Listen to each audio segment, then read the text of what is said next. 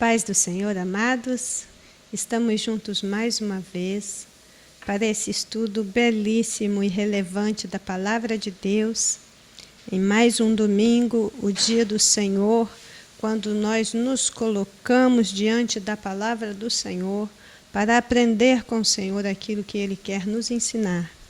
Nossa lição de hoje, a lição de número 6, fala dos desafios de ser família nos dias atuais. Realmente, nós estamos cercados por muitos desafios, por desafios de todos os lados, mas estamos tendo agora esse tempo de qualidade com o Senhor, para pensar não apenas nos desafios, mas os modos de enfrentamento de qualquer um deles que surgir diante de nós e da nossa família.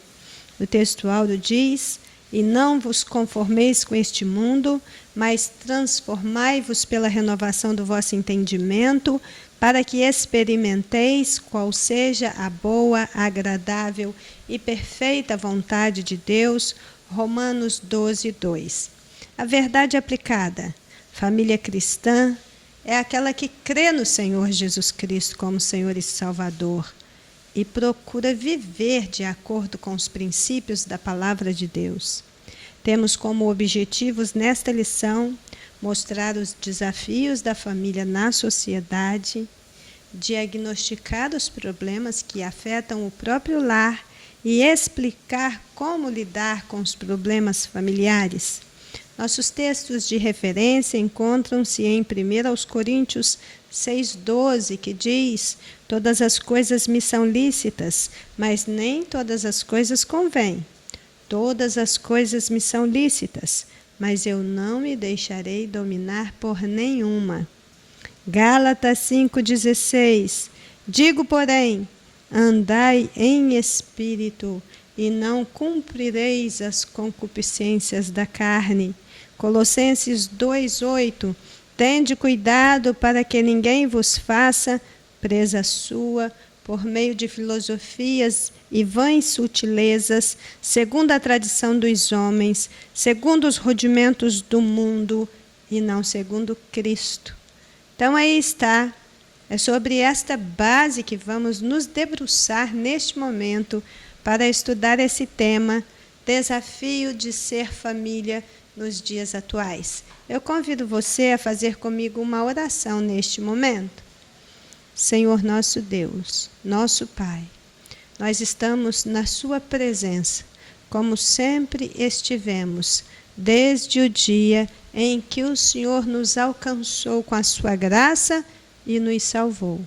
Mas neste momento de oração, nós estamos pedindo ao Senhor que tome o primeiro lugar, que esteja diante de nós neste momento e que Teu Espírito Santo possa instruir a nossa mente para que a nossa vida possa ser transformada e nós possamos, no conhecimento da Tua Palavra, viver para a glória de Deus, vencendo todos os desafios e seguindo firmes e constantes, prosseguindo no amor do amado até o dia de Jesus Cristo. E assim oramos em nome de Jesus. Amém.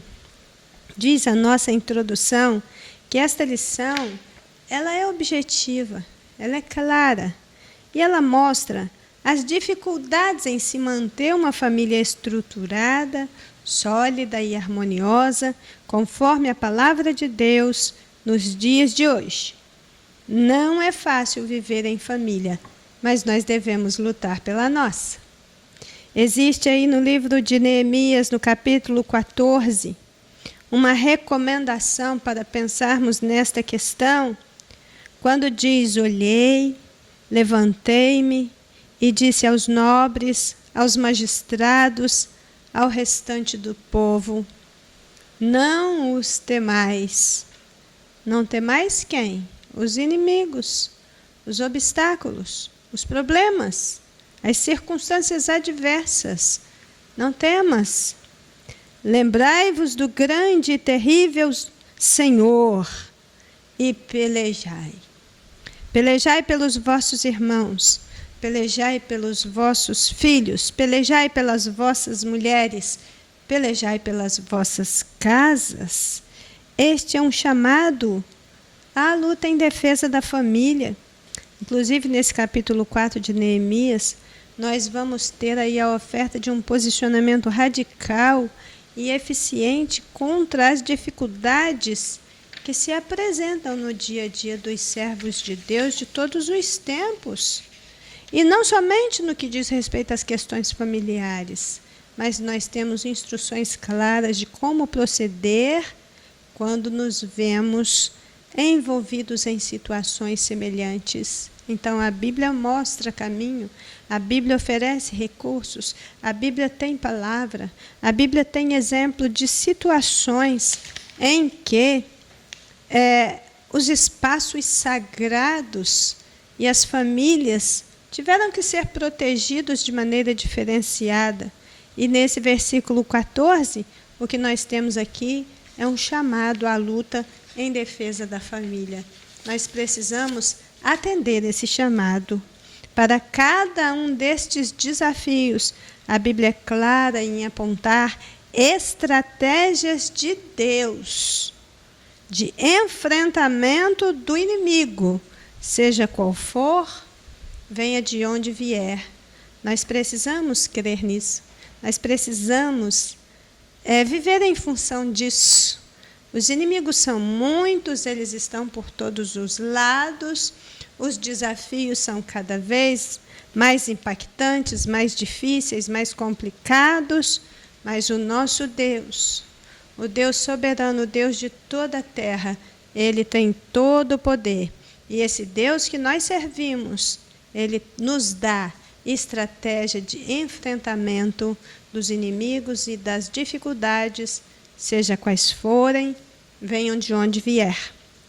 Então nós vamos começar a pensar nos desafios que a família enfrenta na sociedade. Num segundo momento, nós vamos ver que muitos dos problemas da família não estão do lado de fora, estão do lado de dentro. Os problemas que surgem dentro do lar, eles também são perigosos, eles também são ameaçadores. Mas a gente vai terminar falando que é preciso desenvolver consciência de casal. E a consciência do casal, estando desenvolvida, vai saber reagir diante dos desafios. Então vejamos o primeiro ponto, diz: não é fácil ser família na atualidade. E terminando aqui a introdução do primeiro ponto, ele diz: o homem de Deus deve fugir dos males, seguir a justiça, a piedade, o amor e combater o bom combate da fé. Nós sabemos e percebemos que quando uma família cristã foge dos males deste mundo, ela encontra abrigo e refúgio na sombra do Onipotente. Irmãos, nós temos para onde correr. Nós temos onde buscar socorro. Nós não somos como aqueles que não têm esperança. Nós não estamos entregues à própria sorte. Nós não dependemos deste mundo mal para sobrevivermos. Nós temos um Deus que permanece no controle de tudo. Ele é o nosso ajudador. E como diz o Salmo 48, verso 14, porque este Deus é o nosso Deus para sempre, e Ele será o nosso guia até a morte.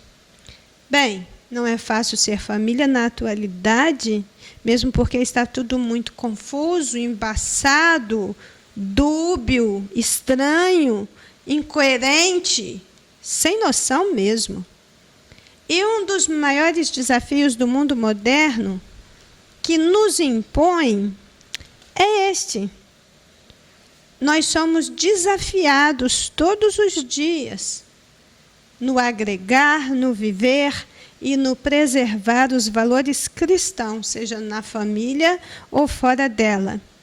O nosso empenho hoje deve ser o de tentar reverter esse processo de banalização dos valores e dos princípios bíblicos, confrontar todas as incoerências que este século exige tentando mudar a nossa maneira de ser, tentando mudar a nossa maneira de pensar e de agir, como também tentando mudar a nossa maneira de conviver em família.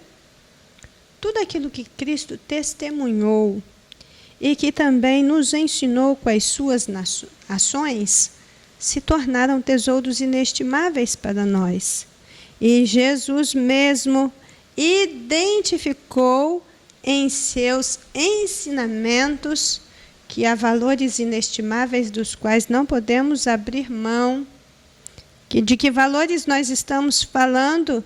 Estamos falando de amor, estamos falando de fidelidade, de amabilidade, de prudência, de lealdade, de respeito, de moderação, de paciência, de perdão, de sinceridade, de honradez, de justiça, de verdade, de honestidade, de bondade, de alegria, de paz, de brandura, de serenidade, de concórdia, de unidade e de mais coisas como estas, que estão sendo desqualificadas na cidade, estão sendo desqualificadas na sociedade moderna, que se preocupa tão somente com o hoje, com agora, vivendo suas vidas contrariamente a Deus e a sua palavra, cometendo toda sorte de pecados, de abominações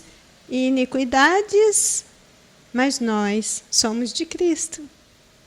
Nós pertencemos a um Cristo que nos ensina a ser e a viver de um modo digno dele mesmo.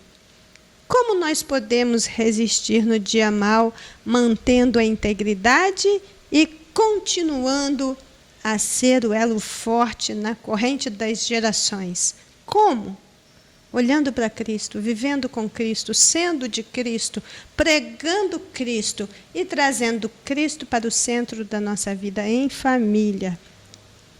O 1.1 fala um pouco da mudança cultural ocorrida na pós-modernidade. Esse tema pós-modernidade, ele já é um assunto bem debatido em várias lições. É um conceito, inclusive, sobre o qual existe muita literatura, muita discussão e também muita polêmica.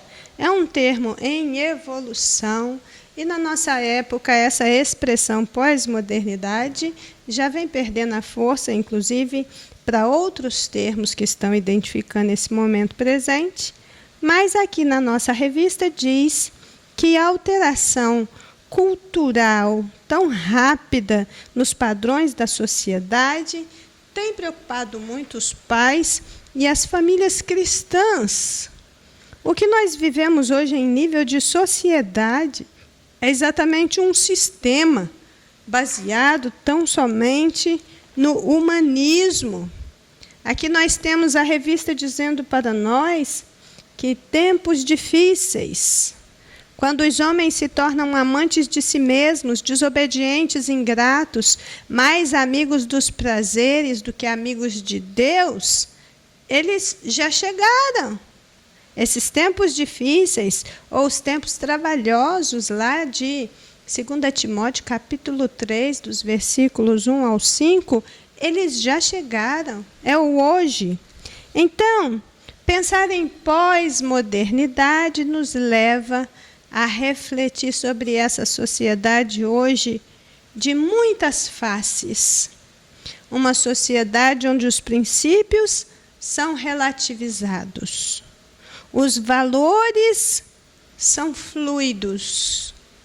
As identidades estão quebradas.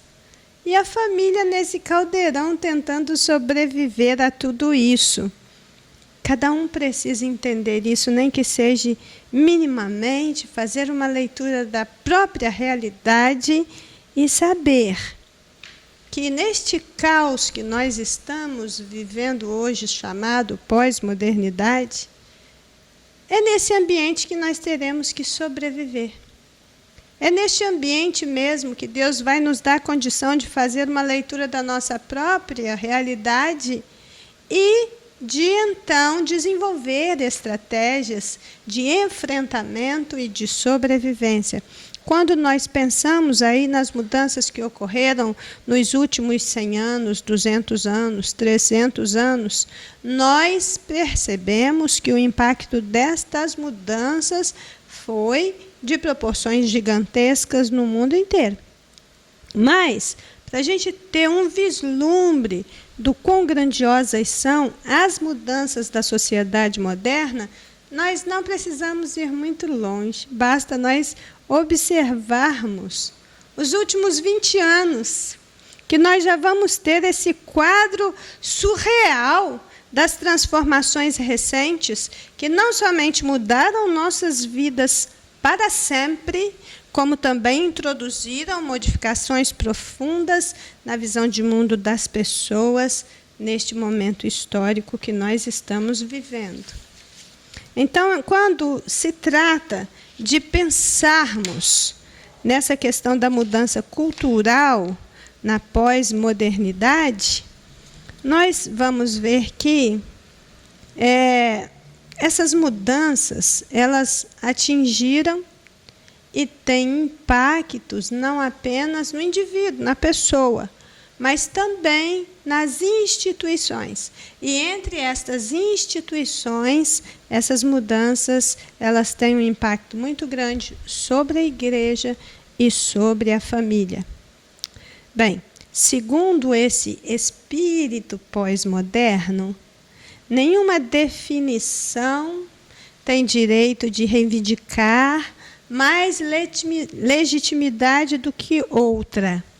Por esse ponto de vista, nós somos levados a pensar que tudo hoje é considerado legítimo, possível, natural, e que nós não podemos defender algo quando você tem tantas coisas diferentes acontecendo, e para o espírito, para o entendimento pós-moderno, todos eles têm o mesmo valor.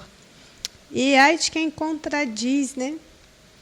Quando nós pensamos nisso, nós vamos percebendo que, na verdade, o direito de expressão hoje, ele não é de todos. Ele pertence, ele está circunscrito a uma classe específica de pessoas que estão aí no domínio global da economia, da política, da cultura, da sociedade, da religião e das outras dimensões da vida humana. Se a pós-modernidade coloca os indivíduos numa situação privilegiada, valorizando o sujeito, incentivando cada um a colocar a realização dos seus interesses pessoais em primeiro lugar, não é este o ensinamento bíblico prioritário.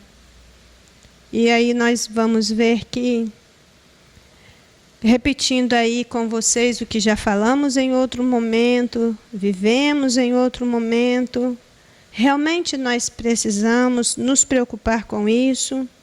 Nós precisamos entender um pouco desse estilo de vida moderno, do sistema moderno de pensamento como um todo, porque nós precisamos resistir ao espírito do mundo da forma como ele estivesse manifestando na nossa geração. Olha que pensamento interessante de Francis Schaeffer. Ele diz que nós precisamos resistir ao espírito do mundo na forma como ele estiver se manifestando na nossa geração. Então, quando eu olho para estas questões da mudança cultural na pós-modernidade, existem coisas aqui que eu preciso saber, que eu preciso entender, porque isso é uma expressão do espírito do mundo na minha própria geração. E eu só vou conseguir resistir ao espírito do mundo se eu conseguir perceber estas suas manifestações da minha própria geração. Se nós não tivermos este entendimento, nós não estaremos resistindo ao espírito do mundo, de maneira nenhuma. que para mantermos-nos incontaminados deste mundo, primeiro a gente precisa entender o que contamina o mundo no nosso próprio momento histórico. Do contrário, sem entender o que está contaminando o mundo hoje, sem entender como reagir aos desafios do mundo hoje, sem entender de que maneira nós temos esse espírito do mundo se manifestando na nossa própria geração, nós não seremos soldados vivos no combate pelo Senhor Jesus Cristo, nem na defesa e nem na comunicação do Evangelho. Então, sim, há questões culturais sérias da pós-modernidade que estão avançando, que estão tomando espaço, que estão, inclusive, entrando para dentro das igrejas, estão contaminando o ambiente familiar. Muitas coisas da pós-modernidade, elas não só impactam, como elas também entram para dentro do ambiente para mudar a forma de ser e de existir das pessoas, para mudar o pensamento, a mentalidade delas, para que elas possam agir de acordo com o espírito desta época, agir de acordo com Deus deste século. E é isso que esse item está levando a gente para pensar. Isso significa que, dependendo da época, algumas coisas serão tidas como certas e outras como erradas, em relação ao papel de cada um. Em um passado recente, nós tínhamos muitas coisas consideradas como erradas que não são consideradas como erradas hoje. E aí, pode ser que houve aí uma visão ampliada de algumas coisas que não eram vistas adequadamente hoje, que hoje são vistas com olhos mais acolhedores e mais sensíveis. Mas, de forma geral, nós estamos tendo problemas em identificar o certo e o errado, o santo e o profano, o puro e o impuro. Então, quando isso acontece, chegou a hora de nós colocarmos o pezinho no freio e pensarmos à luz da palavra de Deus o que eu posso fazer, o que eu não posso, o que eu devo, o que eu não devo. O próprio texto áureo nos chamou a atenção para isso. Texto áureo não. O primeiro texto de referência, que está em 1 Coríntios 6,12. Todas as coisas me são lícitas. Eu posso fazer o que eu quiser, mas nem todas as coisas me convêm. Todas as coisas me são lícitas, mas eu não me deixarei dominar por nenhuma. Nós não podemos ser dominados pelo espírito desse século. Nós não podemos ser dominados pelas tendências da modernidade. Nós precisamos ter uma visão de mundo cristã e manter um estilo de vida cristão, apesar do estilo de vida mundano que está aí e que faz parte definitivo da vida de todos nós, mas que precisa ser resistido. 1.2.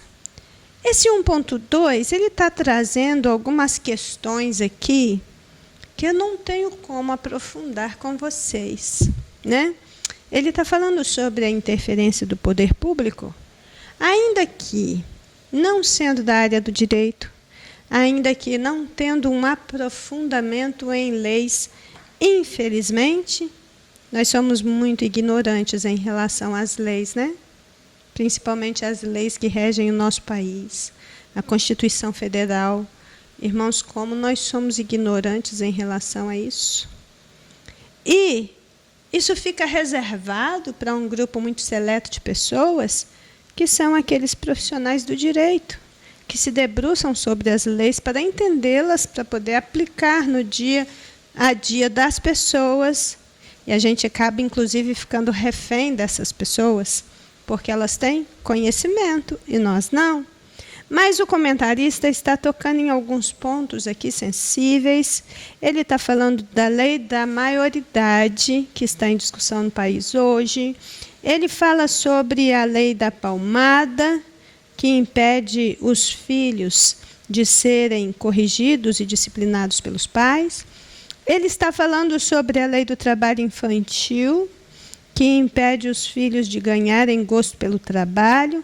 Então, ele está apresentando essas leis, essas 3 leis: lei da maioridade, lei da palmada e lei do trabalho infantil, por um viés assim bem negativo. Mas nós sabemos que todas as leis, elas têm diferentes vieses. Quando a gente fala da maioridade penal, por exemplo, existe aí essa discussão de que esta lei da maioridade, ela vai estar trabalhando, né, a partir de 2 movimentos principais.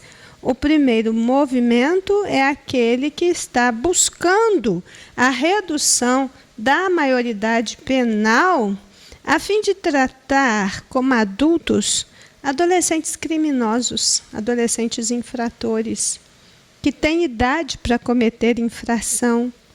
Então, essa discussão sobre a lei da maioridade penal passa por esse movimento. Primeiro, esse entendimento de que, em vez de 18 anos, deveria se considerar 16 anos, para que uma pessoa pudesse responder diante da justiça pelos seus crimes.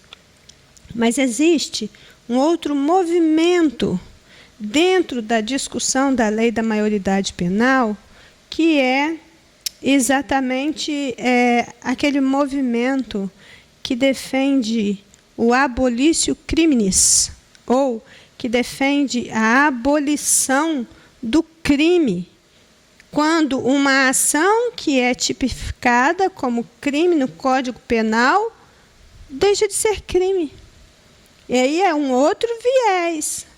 E aí, nisso, nós podemos ver também esse lado bem complicado. Como assim a pessoa cometeu um crime e, por esta questão, por essa discussão do abolitio criminis, isso vai deixar de ser contemplado como um crime, tornando possível que menores deixem de ser punidos por seus atos infracionais.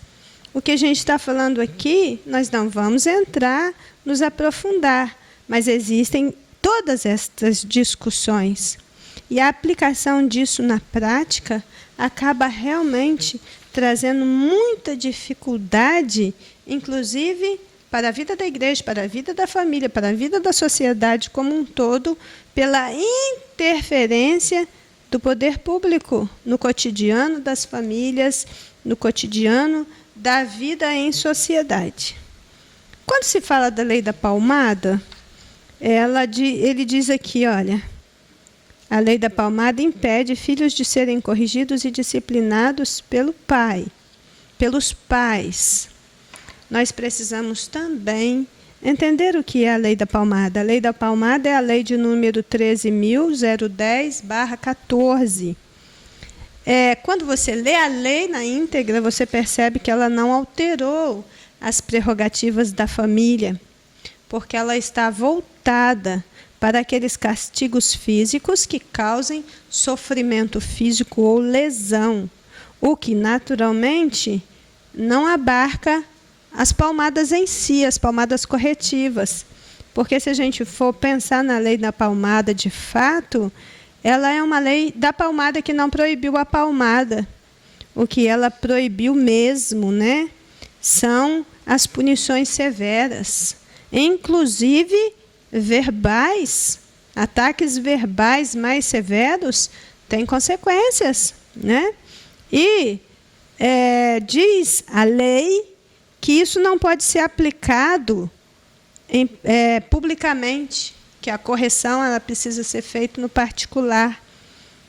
Essa coisa é tão complicada, sabe, de falar, de discutir, de tomar partido, porque eu fico pensando, né, quando a gente é um pouco mais sensível à criança, às questões envolvendo a criança, eu fico pensando que pessoas que tratam os seus filhos mal, maltratam mesmo, até com requintes de violência, publicamente, imagina o que não faz no privado. Imagina o que não faz quando está longe dos olhares. É para esses casos que as leis elas são criadas, para contemplar esses infantes que não podem se defender, mas que, por outro lado, a má interpretação da lei, a má aplicação da lei, também gera aberrações. E aí isso precisa de mais discussão e mais entendimento da lei. Uma forma que a gente tem de enfrentar as distorções da lei é conhecendo a lei de fato. E depois ele vai falar um pouco sobre o trabalho infantil.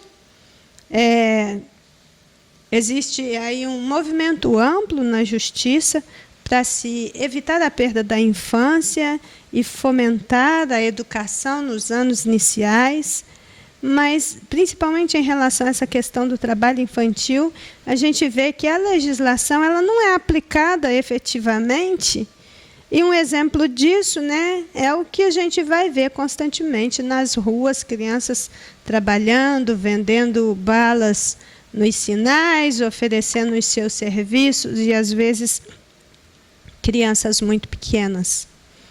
Então, o nosso problema mais sério com as leis do nosso país é que ou elas são aplicadas de um modo distorcido, ou então simplesmente não são observadas.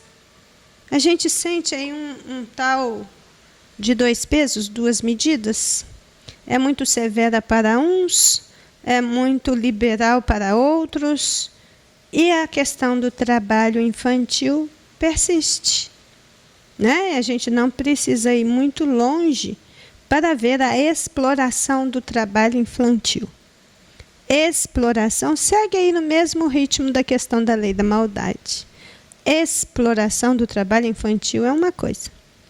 Você ensinar uma criança a trabalhar desde cedo, dentro da sua faixa etária, isso aí é outra coisa bem diferente.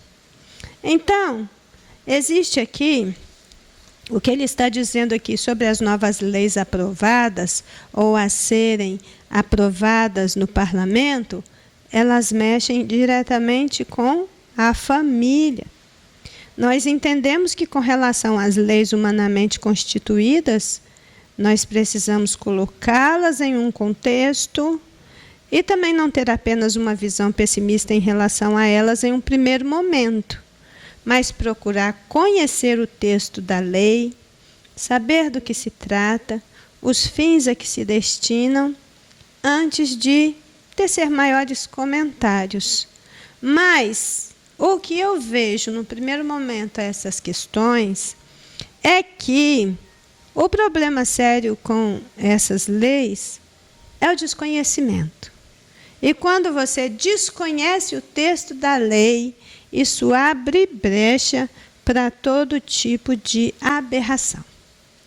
Quando a gente pensa aí nas outras questões que ele colocou aqui para a gente, como interferência do poder público, ele vai falar aí da questão do aborto na forma criminosa e indiscriminada, de união de casais e estilos, união de pessoas e estilos de vida que desagradam a Deus. Ele vai falar da legalização da prostituição, da defesa da pedofilia por alguns, da defesa do incesto por outros, da descriminalização das drogas, entre outros. Tudo isso ele está falando neste item. E ele diz que tudo isso está em estudo, em processo de aprovação, precisa de atenção, precisa de avaliação criteriosa, e nós precisamos saber de antemão que a anuência, que o concordar, o aceitar leis de qualquer uma destas situações, quando concordamos com estas práticas, nós estaremos ferindo o código divino, indo frontalmente contra as leis de Deus. Mas o poder público, ele realmente continua forçando a porta, ele continua entrando à força, inclusive para interferir nas relações familiares, para impor estas questões, estas situações. E o terceiro ponto do primeiro item, nós estamos falando aqui com vocês sobre os desafios da família na sociedade. Já vimos o primeiro ponto, que é a mudança cultural na pós-modernidade. O segundo ponto falou da interferência do poder público na vida da família, na vida da igreja. E o 1.3, ele vai falar de inversão de valores. Inclusive, nós vamos voltar neste assunto no 3.2, quando fala dos ataques que vêm de todos os lados para desconstruir valores cristãos. Então, vejamos, 1.3, inversão de valores. Aqui está sendo dito que inversão de valores é a negação ou substituição de verdades absolutas da palavra de Deus. Inversão de valores é mudar a essência pelo secundário. Nessa onda de inversão de valores dentro da família, nós temos, por exemplo, aquilo que era proibido entre os casais sendo liberado. O que era proibido entre os solteiros sendo ensinado, inclusive de modo invertido. O que se gosta tomou o espaço do que é certo. O que não era lícito ao cristão, principalmente na área da sexualidade, tem sido ensinado, inclusive, por autores evangélicos e palestrantes inescrupulosos. Realmente tem uma coisa bem esquisita acontecendo nessa área, né? Há uma prescrição profética que continua valendo quanto a tudo isso que nós estamos vivenciando na nossa geração. Está em Isaías capítulo 5, versículo 20. Ai dos que do mal chamam bem e ao bem mal. Ai dos que fazem das trevas luz e da luz trevas. Ai dos que fazem do amargo doce e do doce amargo. Quando nós pensamos em inversão de valores, o que vem na nossa mente no primeiro momento é exatamente isso.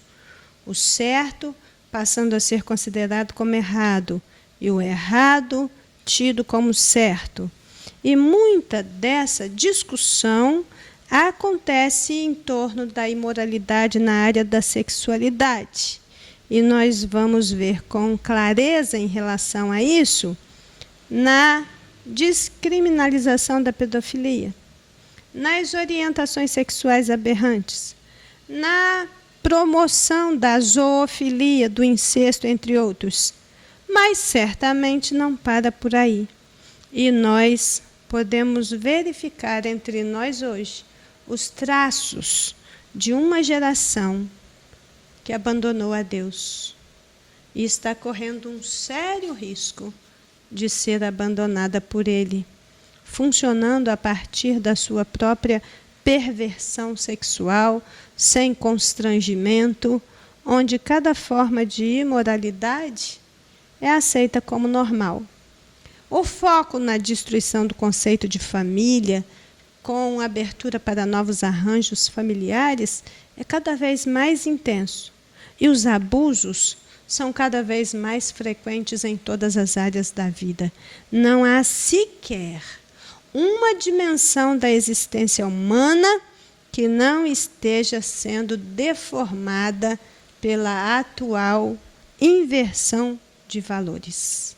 O momento caótico que temos vivido de perda de valores e de princípios bíblicos desembocou num abismo social sem precedentes, com a nossa geração vivendo sobre condenação por causa da sua depravação moral.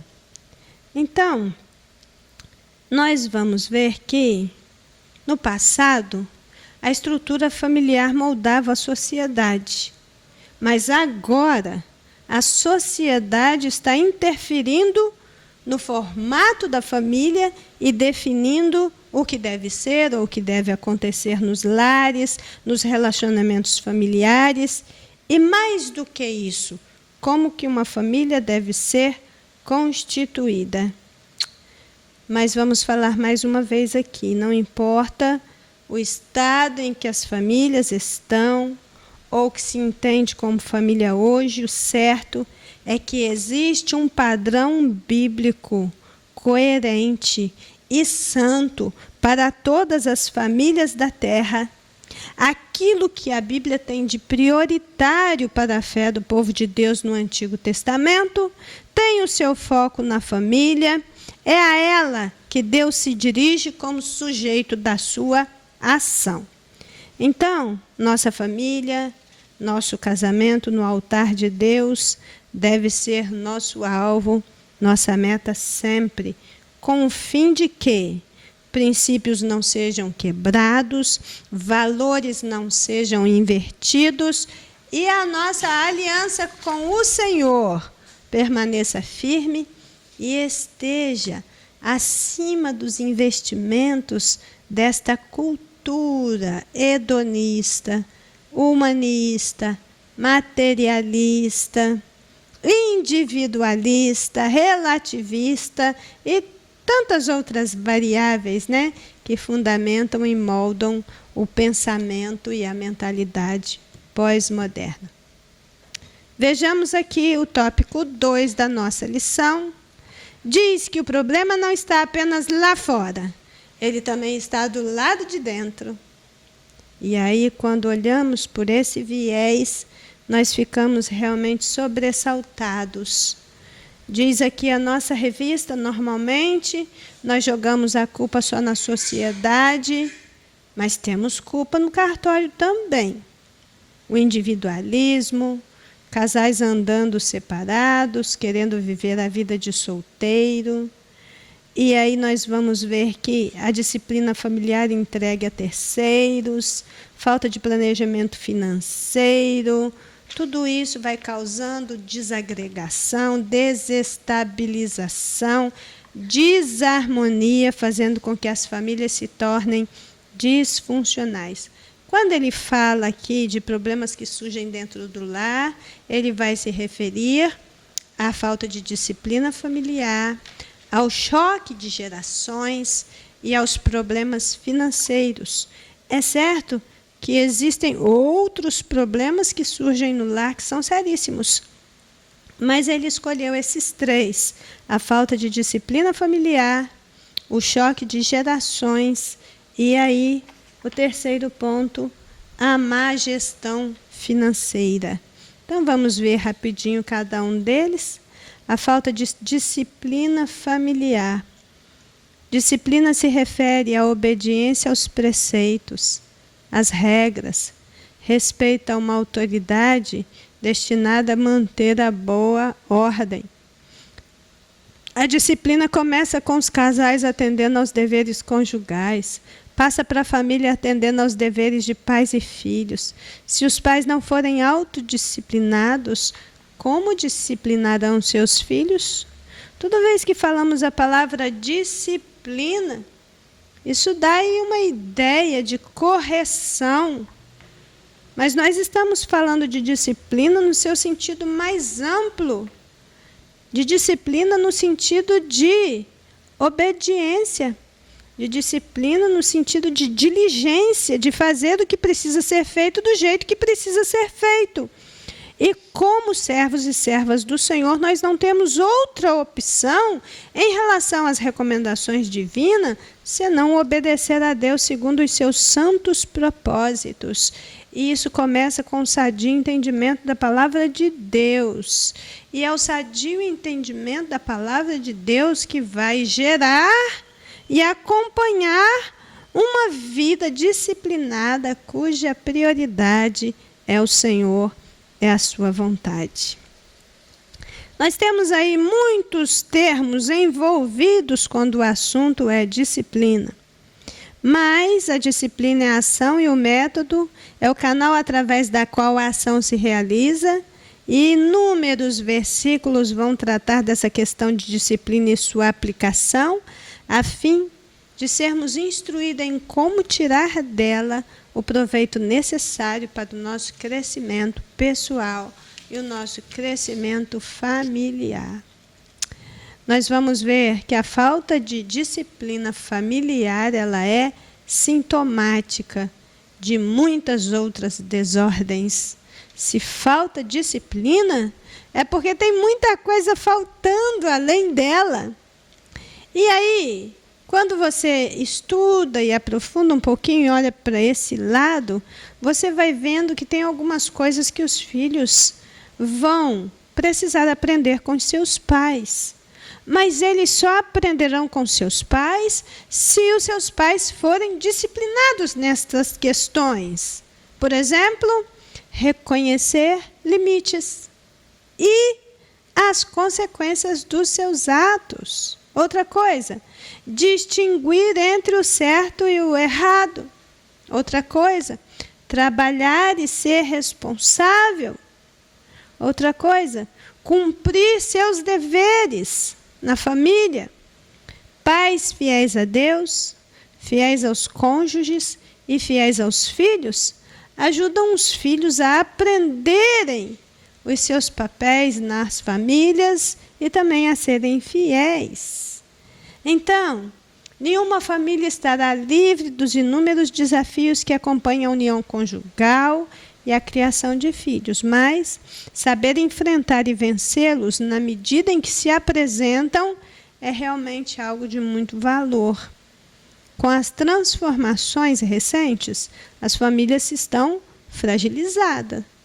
Elas estão com dificuldade de exercerem o poder que elas têm, chamado pátrio poder. Justamente porque a ideia comum que vem sendo propagada pelos ventos de modernidade é que a autoridade seria sinônimo de abuso, de opressão, e com isso muitas famílias evitam exercê-la e colocar os limites necessários, principalmente em crianças e adolescentes. Mas não existe liberdade e fidelidade na presença da falta de limites e na presença da ausência de autoridade. E é isso que esse ponto está chamando a gente para pensar. Nós precisamos ser disciplinados no sentido mais amplo da palavra, para poder então, como pais disciplinados, criar filhos disciplinados, ter uma família disciplinada, porque a falta de disciplina, ela é geradora de muitos problemas muito sérios. 2.2 fala do choque de geração entre pais e filhos. E aqui começa dizendo assim, o que era não é mais. E aí você tem filhos entendendo e até mesmo chamando seus pais de quadrados, de obsoletos, de arcaicos. Os pais não entendem os filhos. E uma geração tem que entender e tem que respeitar a outra geração. Esse item vai terminar falando para a gente aqui que os pais não influenciam mais os filhos, nem dão exemplo para os filhos seguirem. E em muitos lares, os filhos é que estão influenciando os pais e até chegam a dar ordem para os pais. Essa é uma geração de pessoas em que, com o avanço tecnológico, desde muito cedo, as crianças elas já nascem com essa queda para o desenvolvimento nessa área do conhecimento. Então é certo que muitas crianças e adolescentes e jovens hoje sabem mais do que os seus pais em termos de ciência, de tecnologia, essas coisas. Mas com certeza isso não é abertura para a desobediência, para a desonra. Isso não é abertura para se tratar de qualquer maneira. Isso não é abertura para bater de frente. Filhos saberem mais do que os pais é, de certa forma, uma bênção, um resultado do andar da carruagem, como nós diríamos, né? E a gente hoje precisa ter essa visão de que uma geração ela precisa dar um passo além, conhecer mais do que a geração anterior. Essa é a ideia de progresso. Mas o que se tem hoje também, em uma pesquisa feita mundialmente com estas questões de relacionamentos familiares e esse envolvimento de crianças e jovens com as novas tecnologias, é que pela primeira vez nós temos uma geração de pessoas que não deu esse passo além no conhecimento, nem estão mais inteligentes do que seus pais, os seus progenitores. Isso é muito preocupante.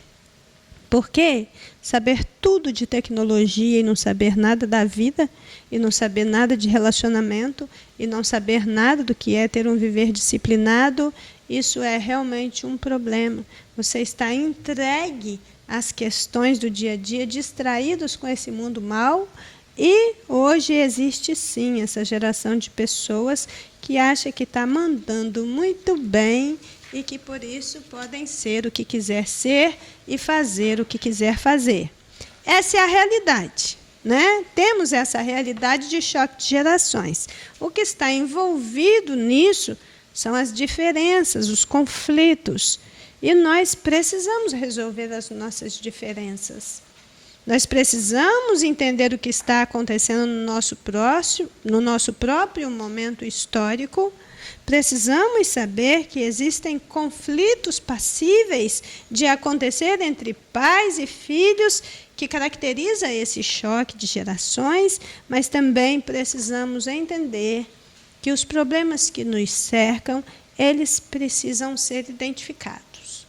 Uma vez identificados, nós precisamos ter uma atitude apropriada em relação a eles. Depois, precisamos buscar pelo procedimento bíblico, saber qual é o procedimento bíblico em cada caso, e então, na instrumentalidade do Espírito Santo, nós vamos acompanhar caso a caso com a compaixão que é necessária. Então, identificado o problema, ter uma atitude apropriada, adotar o procedimento básico das Escrituras e agir como Cristo. Quando a gente age como Cristo, o problema para aí. Não é uma coisa, um abismo chamando o outro abismo. E avaliando essas diferentes atitudes, nós então precisamos tomar uma posição apropriada. Nós temos aqui algumas características espirituais que precisam vir à tona nesse caso, pois são elas que nos ajudarão a resolver os nossos conflitos. Choque de gerações existe, mas ele vai ser tratado com amor, com paciência e com humildade, com uma visão do outro. E hoje é muito comum nós escutarmos essa palavra alteridade. Alteridade é uma palavra que nós precisamos conhecer nesses tempos confusos, porque o outro, essa outra pessoa, ainda que seja uma criança, é um indivíduo de iguais direitos, iguais dignidade, respeito, consideração e honra. E nós tanto precisamos aprender como nós precisamos ensinar isso. De posse desse conhecimento com aplicação na vida, veremos ruir muitas destas barreiras impostas pelos conflitos geracionais. Nós não vamos tampar o sol com a peneira e achar que apenas com uma dose de amor, paciência e humildade a gente vai resolver tudo. Mas nós vamos achar que se nós colocarmos a nossa vida no altar, fazer o que é certo na direção do Senhor, adotar uma atitude apropriada e o procedimento bíblico, é o próprio Cristo que vai nos fazer colocar por terra essa parede de separação e juntar, reconciliar nele mesmo os parentes, os amigos, os irmãos, mas principalmente pais e filhos. E aí o terceiro ponto desse tópico 2 é interessante, que a gente está falando aqui de disciplina, de choque de gerações, e de repente entra o dinheiro no meio da questão. O 2.3 é a má gestão financeira na família. E aqui diz, um dos maiores desafios para o casamento são as finanças. E ele já chama a atenção no primeiro momento. Precisamos aprender essa lição básica e levar ela para o resto da vida. Nunca se deve gastar mais do que se ganha.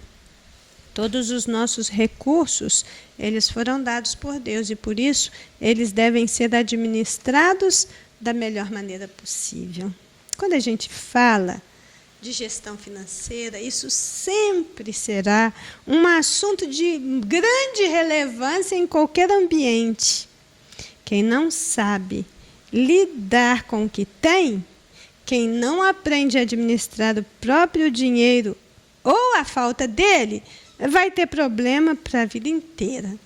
E quando a gente começa a pensar estas coisas, vem umas perguntinhas, né? Que é de praxe a gente fazer. Mas como que nós podemos guardar alguma coisa se o que entra não é suficiente para suprir as nossas necessidades da casa? Como nós vamos guardar se a sedução do marketing, da propaganda, produz uma certa dormência nos nossos sentidos e a gente não pensa muito no que está fazendo? Para que guardar, se a gente não sabe o dia de amanhã?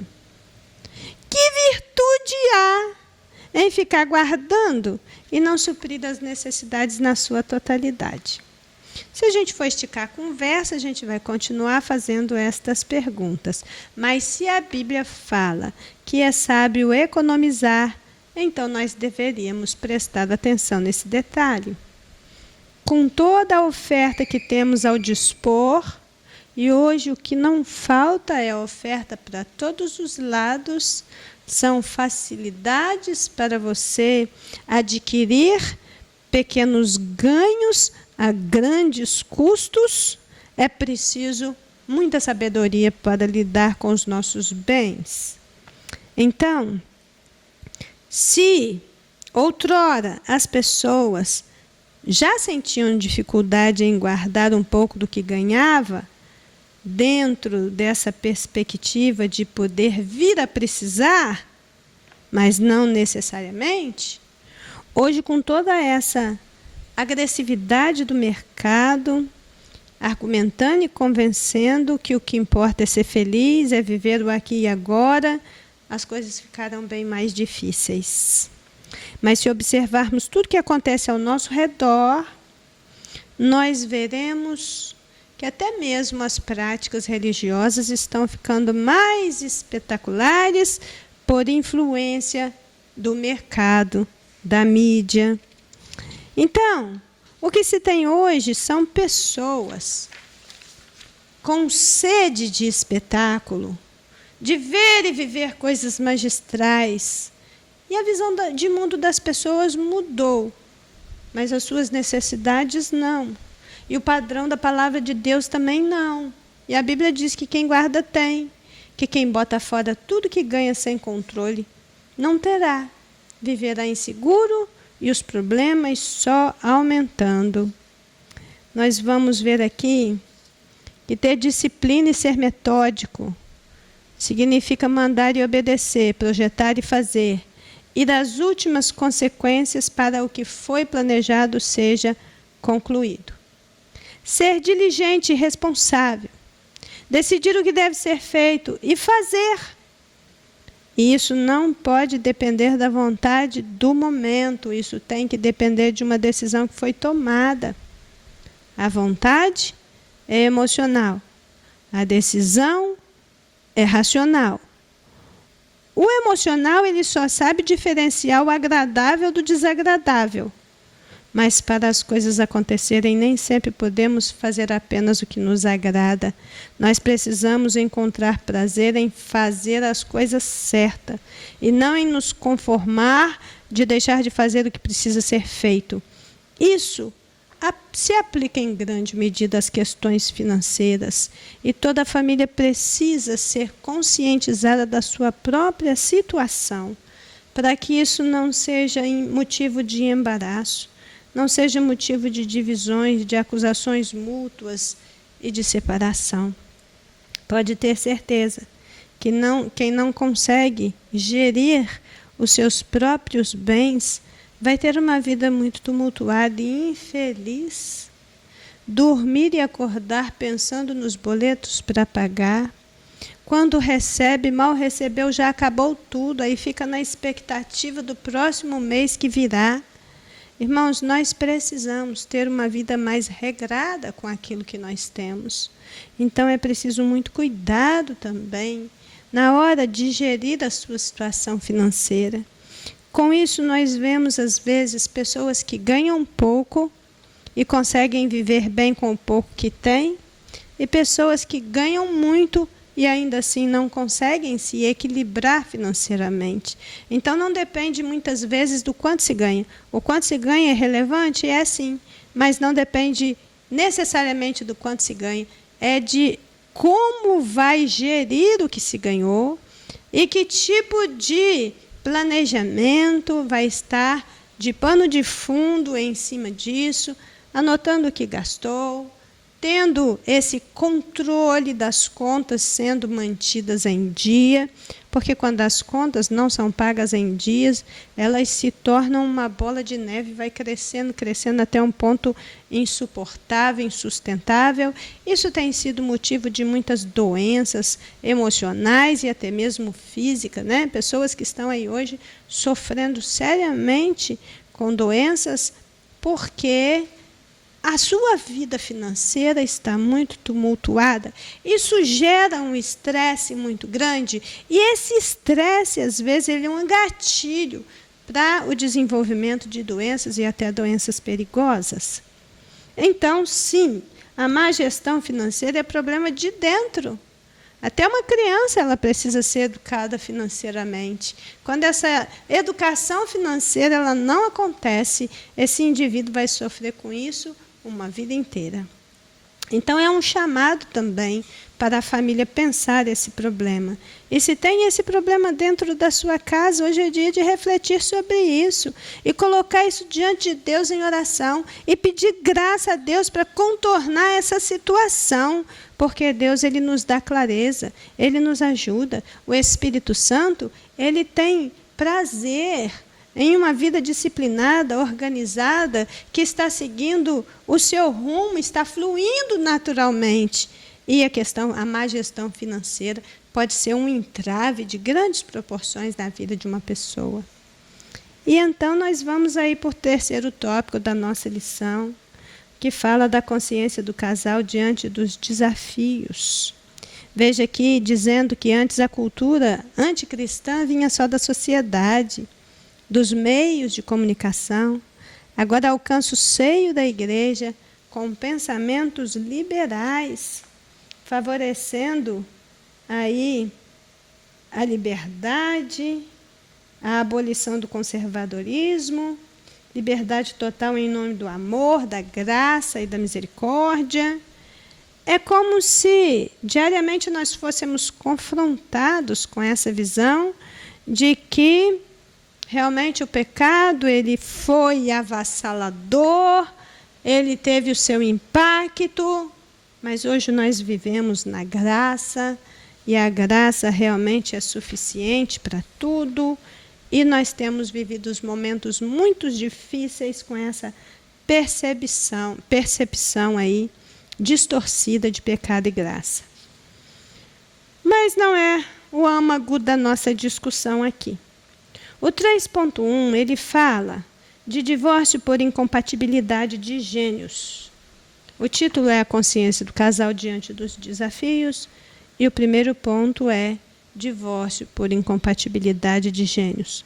Irmãos, nós não vamos discutir divórcio aqui. O assunto aqui não é divórcio. Esse é um assunto reservado para um culto doutrinário, um culto onde se terá tempo para poder apresentar a questão de uma forma mais abrangente. E aí, andando pelo texto bíblico com maior aprofundamento. A questão aqui se trata da incompatibilidade de gênios. O foco nesse 3.1 é a incompatibilidade. Essa incompatibilidade que está cada vez mais presente nas pessoas desta geração. As pessoas desta geração estão irritáveis. Elas estão tomando decisões com base nas suas emoções. E aí, quando você trabalha essa questão da incompatibilidade, ele diz assim: quem diz que precisa de ter uma compatibilidade total das duas personalidades para que um relacionamento dê certo? E aí, quando nós olhamos para isso, nós percebemos que as diferenças, no final das contas, elas vão dar o colorido e a diversidade, o sabor ao casamento.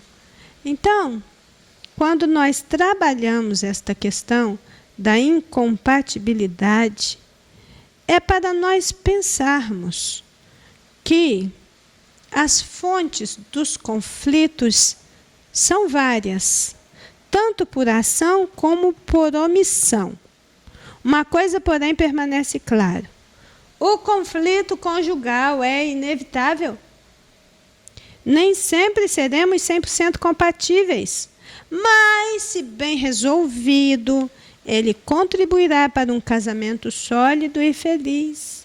Importante, porém, é saber que não é a incompatibilidade o fato de um casal discutir seus problemas. Mesmo porque os que não discutem seus conflitos também não resolvem. Não significa, se eles têm problemas, se eles discutem esses problemas, que eles estão sendo incompatíveis. Não. Discutir aqui está não no sentido negativo, de confronto, falta de polidez ou falta de educação, até mesmo ignorância. Não, não é nada parecido com isso. Mas está no sentido de conversa, de diálogo, de comunicação efetiva.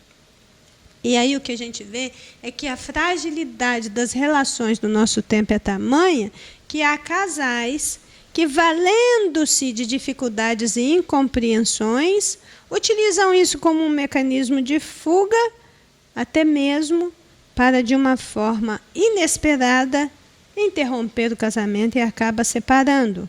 Vai dizer lá que, tomando aí na falta de achar um bode expiatório para os seus problemas, vão colocar toda a culpa nessa tal incompatibilidade de gênero.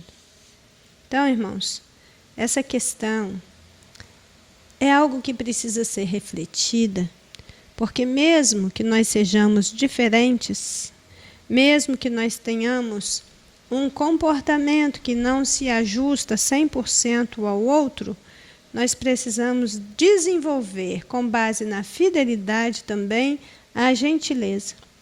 Porque a gentileza no trato com o outro, principalmente no trato com o cônjuge, vai evitar essa pressão manipuladora, que é inclusive causadora de opressão. Oprime as pessoas dentro de um relacionamento que não está atendendo, que não está satisfazendo, porque a ênfase está no eu e não em nós. Acima de tudo, irmãos, nós precisamos deixar Cristo ser o centro da vida do casal. Esse é o segredo de um matrimônio bem-sucedido, que consegue passar por cima desses entraves perigosos.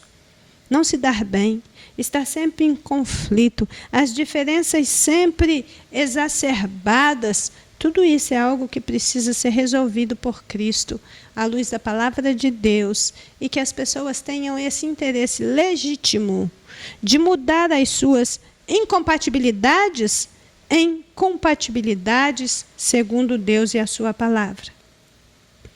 Não é tão simples como parece. Não é algo que meia dúzia de palavras vai resolver. Se você tem pessoas incompatíveis morando dentro de uma mesma casa, e vai entornar.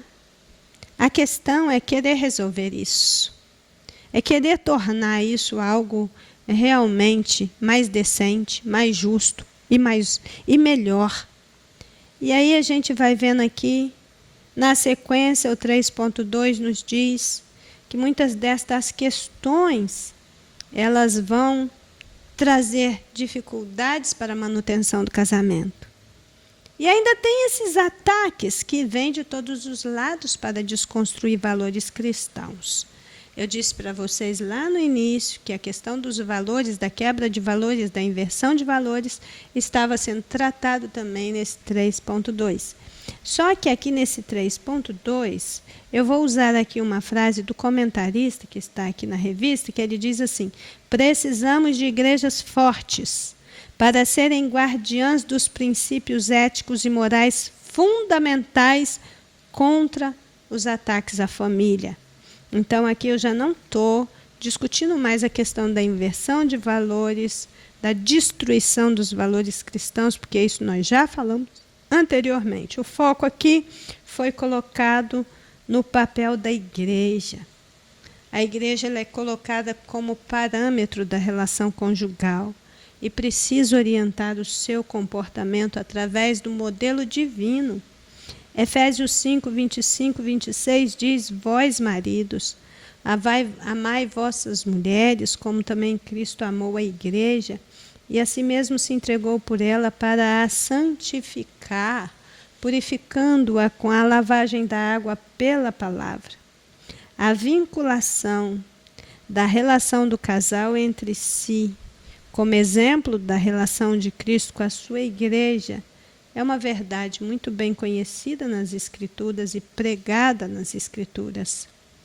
Nós cremos que a vida espiritual, ela é essencial para a vida familiar. E isso implica nas disciplinas espirituais que precisam ser exercidas dentro do lar: leitura bíblica, oração, comunhão, adoração. Também requer uma frequência regular, semanal, a uma igreja local em que a palavra de Deus é pregada e ensinada para aprendizado, adoração e comunhão com as pessoas. É essa mesma igreja que a pessoa está frequentando, é esse mesmo pastor, é esse mesmo ministério que estas pessoas estão ali sendo acolhidas, que vão dar o suporte, o apoio, fornecer recurso, ser instrumento divino para ajudar casais e famílias. Por isso, nós precisamos de igrejas fortes, para tentações fortes e para problemas mais fortes ainda que surgem no dia a dia de um casal, de uma família. Com isso, nós chegamos ao 3.3, o último item da nossa lição, que nos oferece aqui meios para contornar os problemas conjugais. Se o problema é a consciência de casal, é você ter a consciência de ser casal, de viver como casal, de constituir uma família como casal, e ter também essa consciência de que é como casal que precisam se enfrentar esses desafios cotidianos. Então, a revista dá para a gente essa sequência de pontos que por si já são esclarecedoras e interessantes. Ela diz: precisamos tolerar as diferenças, precisamos pensar para falar e agir, precisamos saber que toda ação gera uma reação, precisamos de acordo, porque não andarão dois juntos se não houver acordo. Precisamos entender que nem todos os nossos sonhos serão realizados. Precisamos compreender que nem tudo será do nosso gosto, nem tudo será do nosso jeito. Precisamos nos conscientizar que nem tudo acontece no nosso tempo, mas no tempo de Deus. Precisamos tratar dos assuntos diários, sem atacar física, moral e psicologicamente a pessoa amada ou a nossa família. Nós precisamos ser treinados e capacitados de todas as formas possíveis para colocarmos no nosso aprendizado em prática e aí perceber que a inversão de papéis não é saudável, que a falta de tempo com qualidade para o cônjuge e os filhos pela correria do dia a dia é um problema, que a ausência dos pais prejudica a criação dos filhos e por aí vai. É toda essa sequência de coisas que o comentarista nos apresenta para nós pensarmos nos meios de contornarmos os problemas conjugais. Sabe uma coisa que me assusta? Quando eu me pego pensando nessa realidade de que o fato de nós sermos cristãos, o fato de nós termos uma vida íntegra e santa, não é garantia de que seremos bem-sucedidos no casamento, na construção da nossa família. Isso não é preocupante? Porque existem muitas coisas envolvidas no ser cristão. E ser cristão, de fato, pode não significar que com isso a minha família vai ser o que ela precisava ser. Davi disse isso em 1 Samuel, capítulo 23, versículo 5. Ainda que a minha família não seja tal para com Deus. Contudo, Deus tem comigo uma aliança de que tudo será ordenado e guardado, porque todo o meu prazer está nele. Quando eu coloco o meu prazer no Senhor, ainda que eu tenha problemas em casa, problemas de relacionamento, problemas na ambiência familiar, eu preciso ter esta humildade de reconhecer que nem tudo que eu quero vai ser do meu jeito, nem tudo vai acontecer exatamente do modo como eu estou querendo, pedindo, esperando, mas que existem meios de contornar os problemas conjugais e nós vamos procurar aprender que meio é esse, que instrumentos são esses, que recursos são esses, que possibilidades são esses, porque nosso relacionamento conjugal e familiar não é descartável. E tudo que não é descartável precisa ser cuidado para ser duradouro. E através do cuidado amoroso dos cônjuges, de um para o outro, que o casamento vai fortalecer dia após dia.